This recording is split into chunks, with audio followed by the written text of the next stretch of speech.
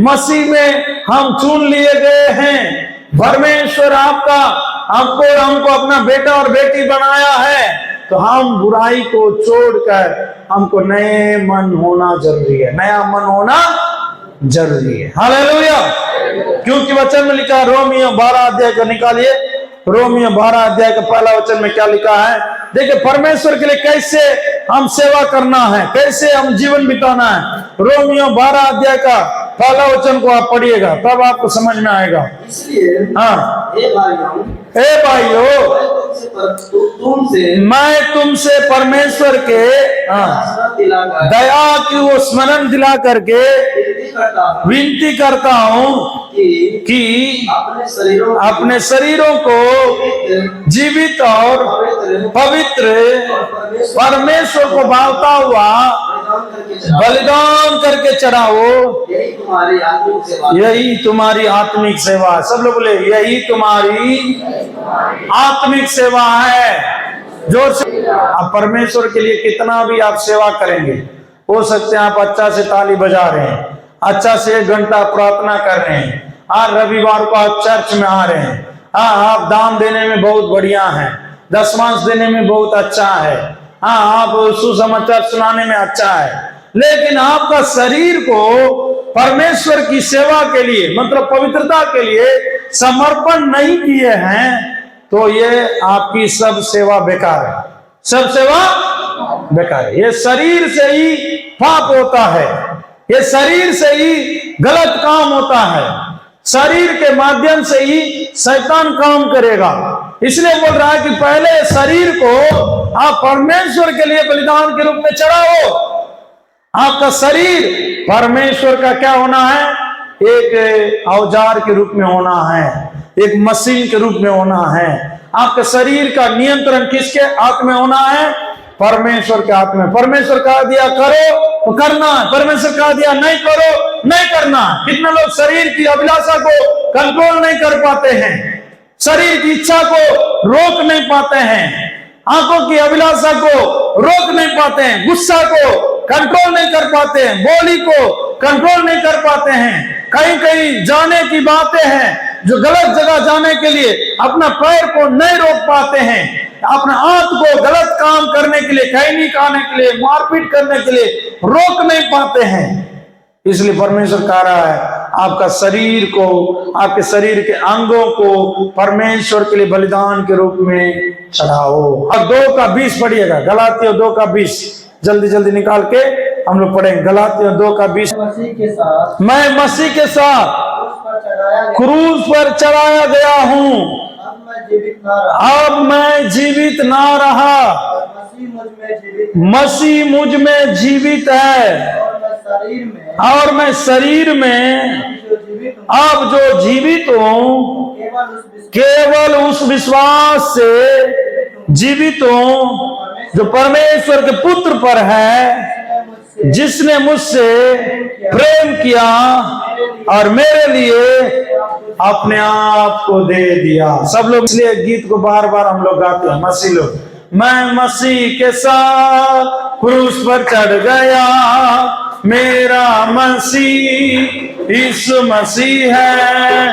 मैं मसीह के साथ क्रूस पर चढ़ गया, मेरा प्रभु यीशु मसीह है। आत्मा बिना जीना बेकार है, कोई मेरा जीवन का आधार है। जीना मसीहा मरना नफा है, जीना मसीहा मरना नफा है, जीना मसीहा मरना नफा, जीना मसीहा मरना नफा।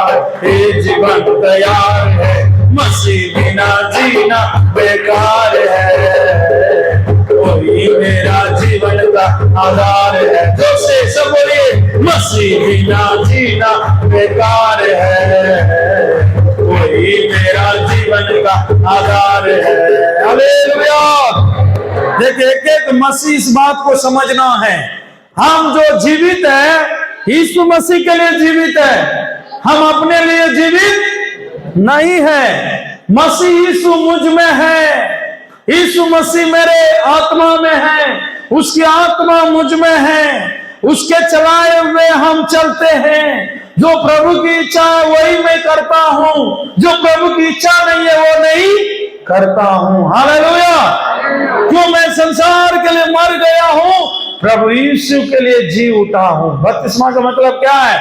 बपतिस्मा में डुबाया जाता है तो संसार के लिए, पाप के लिए मर चुका हूं। जब बपतिस्मा में फिर से पानी से उठाया जाता है तो मैं यीशु मसीह के लिए नया जीवन जी गया हूं, नया जीवन जी गया हूं। हालेलुया। रोमियो 8:5 पढ़िएगा। क्या से शारीरिक व्यक्ति देखिए, शारीरिक व्यक्ति शरीर की बातों पर मन लगाता है, शरीर की बातों पर मन लगाता है, आध्यात्मिक आत्मा परंतु आध्यात्मिक आत्मा की बातों पर मन लगाते हैं। सब लोग बोले, शरीर की व्यक्ति शारीरिक बातों पर मन लगाता है। शरीर की बात क्या है? और खाओ और सो और झूठ बोलो, चोरी करो, कहीं नहीं खाओ, दारू पियो, पुतों से लड़ो, लड़ाई करो, बदला लेना है और बहू से लड़ना है, सास से लड़ना है, छिप करके मोबाइल में फोन करना है, गलत फिल्म देखना है।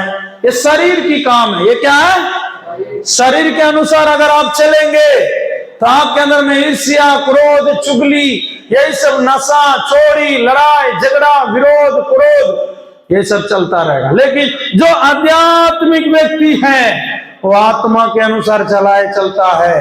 आत्मा उसको बोलेगा, नहीं बेटी आप गलत कर रहे हैं, नहीं बेटा आप गलत कर रहे हैं, आप बपतिस्मा लिए हुए हैं, आप यीशु का बेटा है, आप यीशु मसीह को ग्रहण किए हुए हैं, आपको ऐसा बोलना नहीं चाहिए, इस जगह चलना नहीं चाहिए, ऐसा व्यवहार करना नहीं चाहिए। पवित्र आत्मा आपके अंदर में क्या करेगा? चेतावनी देते रहेगा। हालेलुया। जोर से कहेंगे हालेलुया। इसलिए जो शरीर की व्यक्ति है वो शारीरिक बातों पर मन लगाता है, लेकिन जो अध्यात्म व्यक्ति है वो आत्मा की बातों पर मन लगाता है। हालेलुया। इसलिए परमेश्वर कहता है आप पुरानी बातों को भूल जाओ, बीती हुई बातों को भूल जाओ।